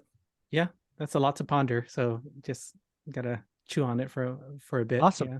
Thank you. All right. Well, Dion and I aren't going anywhere. You know how to get a hold of us. Karen C., you're up. Hi, Dion. Thank you for joining us today. Yeah. My question is, how do you find good tenants? How do you screen good tenants? And what is your typical lease time? Because you do your own management. Yeah, and I'm doing a live stream today on how to set the rents on a tenant. I've got a military tenant who's moving out of the area. So I'm going to be doing a tenant turnover, setting the rents, finding and screening tenants. So serendipity, that's what I'm focusing on today. For a long time, I used cozy.co or apartments.com, bought Cozy, so then I use them. So I'll post my listings on those formats. I'm now using Hemline because it puts it on 30 with me only having to put in the data once. Your area might be different. I had pretty good luck with apartments.com, and then I used Zillow, and it was night and day. Like I would get 30 applicants on apartments.com and I got 110 on Zillow, like within a week. Wow. So it was 3x the thing. And then when I went to Hemline, they can come from any source because I put it in Hemline puts it on 30 things, and then the tenant finds and pays the application fee on there. I screen tenants for only 2 criteria, and I've never looked at or cared about income because I know people making 6 figures who are broke. And if you go off income, you eliminate a lot of bartenders, cosmetologists, and waiters, and people who make a lot of their money through tips. So I screen for credit score. And since I don't look at income, I screen for a higher credit score. So I look at 700 as a credit score. A lot of people go for 650, 620 and have no problem, but then they also look at income. So since they're looking at more metrics, they go with a more lax credit score. So I look at 700. I think anybody who's taken the time, energy, and effort to get their credit score that high is going to protect it. And then I'll look at no evictions ever. I don't care if it was in 1980. If somebody's had the experience of the government will let you stay in a house for a few months for free, I don't want them in my property. There are plenty of places, apartment complexes that have syndications that have really lax criteria and will take 500 credit scores with evictions. And so there's a place that person will end up. It's just not going to be in my property. So I have those two criteria to search. I search off the platforms where they're free for me when I was using apartments in Zillow. When you move to Hemlane, it costs me, this is the actual fee structure, $28 a month to have my account, then $2 a month per unit that I have on there. And currently I have 4 units on there. So every time I have a tenant turnover, I'm adding that unit to my Hemlane thing, because I'm not going to a tenant like my nice lady who writes me 6 months worth of checks and saying, you have a flip phone and don't have internet at your house. I need you to learn how to use a website to do. I'm not doing that to my tenants. But as I'm placing new tenants, I'm getting them through Hemlane. So they're going to use the portal for, communicating with me, communicating with handymen, sometimes paying the rent. I've only got one that pays through there so far. So that's how I find and screen, is through those free platforms for the owner, where the applicant will pay. On apartments, it's $45 for the application fee. Zillow's $38, and the other ones have different fees. I'll list the advertisement. I will generally say, here's my criteria. I want a 700 credit score, and I want no evictions ever. If you have those, don't waste your time with an application. It's kind of like right at the top of the description. Still have people who apply that have 4 something credit scores, and they just think, and I don't know why they threw away their $45. One thing I will do, if somebody applies and they look interested, so I don't want to spend a lot of time, since I self-manage, going and showing the property, right? I don't have a lot of tenant turnover. I've got one I'm dealing with now. But if somebody pays an application fee, I will go and show the property. And since this is at a unit where it's a 4-plex and I have kind of a friend renting there, I might actually have them go over and do the coded lock to let them in and save me the trip to go there. But I would go and show it if they've paid the application fee. If I have people who want to see the property, but they don't want to pay the application fee, which I completely understand, because that's kind of scammy. So some people think landlords just collect all the application fees. Well, that doesn't go to me. It goes to apartments.com or Zillow or however they found it, right? But they want to see it before they spend their money. For those people, I will say, I'm going to do an open house format for the walkthrough. So if you want to be there Thursday at 5 or Saturday at noon, I'll be there for an hour or 2. There will be other people looking at it, but you're welcome to come and take a look, and you don't have to do the application until after you see it. If there's multiple adults, everyone 18 or older has to fill out an application, because I want to know eviction history on everybody, and I want to know credit score on everybody. I will tell the tenants, look, it's expensive to fill out applications. So if you're actually interested, you've had a tour, one of you is qualified, we've seen the place. If any other adults are on the lease, if they're over 18, they have to be, they're going to fill out an application fee. I will deduct that fee from the first month's rent. So we'll kind of share that cost together. So you're only going to pay one that you're actually paying for, the rest I'll do, but you have to do them so that I get the information. Tenants have been really happy about that so far. So that was how I find tenants. Was there more to the question? I'm sorry. No, I think that is really it, because my biggest concern was, how was I going to be able to screen tenants effectively? But you're basically saying go through one of these companies and it'll make my life a lot easier. Yeah, the companies, I mean, what is the alternative? Make a website, or at maybe Craigslist, Facebook Marketplace. And then how do you run the credit? How do you get the eviction history? So you've got to educate yourself on it's probably not that hard. The lazy investor, I'm like, it's free for me. Tenant pays a fee. It's kind of normal for the industry. That's how I've looked at it. And I get the data that I'm looking at. So here's the last thing on the data, the credit history. So I'll look at the score, and then I'll look at the, payment history too. You get that. And then I'll look at the eviction history, but then you get the work info. No, I don't care about their income, but you're taking a microscopic look to make a macroscopic decision. So you want to look at every detail that you can. So in a way, to try to catch people that are disingenuous, you'll get their work info. So it'll say, I work for Les Schwab Tires and my boss is Tony, here's his phone number. That's the information you'll get. Those platforms don't verify work history, right? A property management company will verify it for you, so you get that, right? I don't want that. And I don't want to call the number that came through their information, because that's data that the applicant put in, which is very easy to fake. Pay stubs are actually easy to fake. What I then do is I will Google Les Schwab Tires, this town, call them and ask to talk to somebody in HR, not ask for the name that they provided, ask for somebody in HR, and then do work verification. So I will verify work history, not their income, don't care about that. But this is me giving me the opportunity to catch them in a lie. So those are the 3 things that I actually do look at. Okay, thank you so much. Yeah, sure. Very cool, Karen. Well, folks, we got time for one more question. We've got Serge hand up, but it's been patiently waiting, and then we'll let Dion bring us home. So Serge, you have the floor. Yes, hello guys. Thank you. I have a question. I went through this search on my backyard. It's very expensive, Silicon Valley. And my wife recently gave me some idea about Sacramento at some duplex. I ran through this same table and I see it's positive cash flow. I was so happy. Called to agent there and realtor, my friend, and she said, "Hey, it's good. Let's do this offer." So I did pre-approval. I sent offer, but I have small for duplex. I have small down payment. Nowadays, it's not 5% yet. It's still 20. So we did FHA loan, and she said nobody will even see on this, but let's try.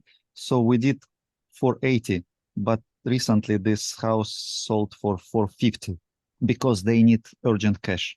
So I just think, okay, it's too far. Maybe I should just find something closer. I found this area like Hayward, like 800,000, and agent said it's too much for you. You should go with 700. Too small down payment, even for 5%. So am I doing everything right, or I should also take a couple of years, collect some money? Well, Serge, we got to go back to our first conversation, man. Remember my warnings about the buy box, right? Yeah. You've got to get disciplined. You've got to look at it. It frightens me to hear that you decided to do that in your backyard, which is awesome. We talked about that, fully blessed it. Then you have outside voices saying, go to Sacramento. You see something, you get excited by the spreadsheet, you write an offer. You've never done the work, man. How do you know that's a good deal? Yeah, it cash flows. Yeah, this, that, the other, but it could be a horrible deal. If you're gonna suddenly change to Sacramento, then change to Sacramento. But you can't cut the line. The idea is not to write the freaking offer. It's to do the work, and you got to get a great deal in Sacramento. And then if you're going to go from Sacramento to Hayward, what the hell, man? This is exactly what I warned people about. Stop it. Okay. Pick one, focus on it for 90 days, learn average, then write great deals. It doesn't change. Yeah, it doesn't change. I just still didn't get what I should get from this populate table, compare prices, but I think still, what should I find? How long did you look in the Bay Area? It's only been a couple of weeks, right? Call it a month. Yeah. Okay, let's call it a month. You probably got disappointed because everything's negative. Yep. It's probably negative. Best deal, -5 something. Great. You got disappointed. Yeah. The goal of this exercise was simply to learn average. That was the goal of the exercise. We talked about that day 0. Yeah. The goal wasn't to buy in my backyard. The goal was to learn the skill of learning average. You were almost there. Then you got disappointed because everything's negative and damn it, I can't do anything with this, blah, blah, blah, blah, blah. And then Sacramento and like, holy shit, I looked at a deal and it's +8. Let's buy it. That's what happened. Right? Basically. Well, you didn't do the work in Sacramento because maybe 8's bad deal. I'm just making these numbers up. Maybe if you did the work, you could find a 14. I have no idea. I've never looked at Sacramento. But the goal of looking at your backyard, and we talked about this, they were all going to be, it's like San Diego. Everything's negative. But the idea was you were going to learn. You were going to go to open houses. You were going to talk to flippers. You were going to talk to contractors. You were going to learn the skill. You were going to learn the cost of things. You were going to learn lipstick versus full gut. You were going to learn all these extra things. That is what becomes a great real estate investor. Getting a positive cash flow deal doesn't make you a great real estate investor, right? You go to some market in Ohio or Iowa or whatever, it's not the goal, right? So I understand where you've been. Thousands of people I talk to have been there. They take this buy box idea and they do it for 3 to 6 weeks and they're like, God, I hate this. Everything's negative. It's a waste of freaking time. I'm like, dude, the goal is to learn average. Let's not forget what the goal was. And after the 60 or 90 days, you can come to someone and say average in San Jose, California is -7.8%. Best deal I found was -4.8. The worst I saw was -17. That's valuable because you could take that skill set and then go learn somewhere else. But the goal isn't Bay Area is -9. Let's go look at one deal in Sacramento and write the first offer. The goal is when I choose Sacramento, it's not going to take me 90 days. It's going to take me 40 days. And then if I go look at Hayward, it'll take me 36 days. It's not find a deal in Sacramento that looks great compared to San Jose. That's not what we're trying to do. You're trying to find a great deal in Sacramento. And you generally don't do that by looking at one deal. That's not a good way to do this. Okay. That makes sense? Yeah. Okay, keep going. I'm sorry. I wish I had a better answer. There's no cutting the line. If Okay. you want to stop looking in your backyard today because it's so frustrating, it's so boring, and you don't feel like you're making progress, go for it. You're just at day 0 in another market. It's okay. It happens. If you want to make it Sacramento, great. You want to make it Hayward, great. But you can't skip the line. You've got to start over. You got to get a buy box. You got to get an area of town. You got to get an asset type. You got to get a price point. You got to get a size. You got to get a 20 to 40 active. It's all the stuff from day 1. If you want to change your buy box, go ahead. But you're just starting over. You got to blow up the spreadsheet and start over. But it'll be faster. That's good because you've already got a month of doing it. So it'll be faster. But yeah, please, nobody do the work in a high cost area. Then get an idea of a new market, look at one deal and start writing offers. Don't do that, please. Okay. Thank you. Hey, Serge. Wy понимаете по-русски? Yes. Я говорю, но я говорю не очень хорошо. No idea what's going on right now. Your realtor speaks investing не очень хорошо. Okay. Your agent, your lender, they're not your mentor. They can't teach you, they can't help you. What's your agent's job? To close deals. What's your lender's job? To sell loan products. Your agent said, this number is too big for you. You want to do this number because their job is to close the deal, not find the best investment for you. So Mike's right about focus on that one thing, master it. And then once you've mastered it for a while and realize maybe that doesn't cash flow, you can move on to something else. The thing I'm trying to warn you with is don't go to your agent or your lender for investing advice. Okay. Thank you. Serge, you look disappointed, man. No. I'm Are good. you okay? Are you okay? Yes. Did I get too passionate? Did I yell and was I insensitive? No, everything is good.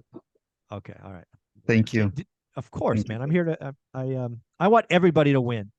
And Serge, I may have gone a little loud or a little passionate, but it's because I've seen hundreds of people execute the same strategy, and it hurts.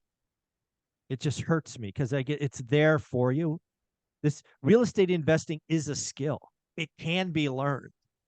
But a lot of folks want to jump the line. It's like, I found a deal. I've looked at 3. I mean, I wrote it in my first book. A buddy of mine asked for my entire Rolodex of Fresno, and I gave it to him. He had never been to Fresno. He went to Fresno one weekend, and he wrote 3 offers and bought 2 homes. I smacked him. That's not the goal.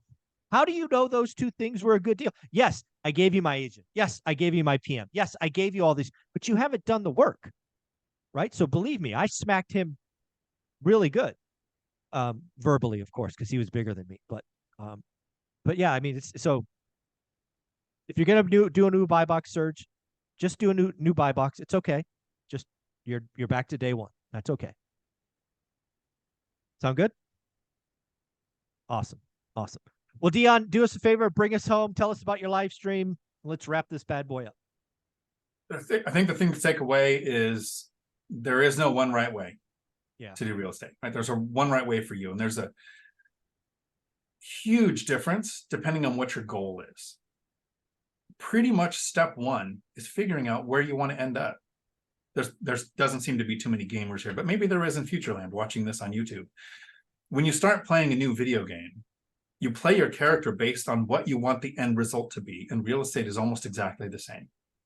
My goal in the last 5 years of my investing was financial freedom, time freedom, not bragging rights on unit count, not bragging rights on net worth. I actually didn't know my net worth until I did a video on figuring out which came first, $1 million in debt or $1 million in net worth, because it doesn't matter. What is your goal? And then pick the path to get there. And then, like Mike was saying to Serge, stick on the path. And kind of like, is it a business is it investing? It's a lot easier once you figure out who you are, where your goal is, because then you know what to focus on to get there. And you can make this as complicated or as simple as you want to. Dion, you're amazing, man. You're the right way for 99% of the folks out there. I think if you can really see financial freedom sub 20 units or even better sub 10, that's a worthy goal. House hacking was a great part of your journey. Finding side hustle money by selling video game items. I don't even know how you do that, but again, you did everything you could. Discretionary income, self-managed, binder strategy. You are the man, myth, the legend. I'm glad to call you my friend. Folks, take care. Have a wonderful, what is today? Saturday. Bye. Ciao. Thanks, fellas.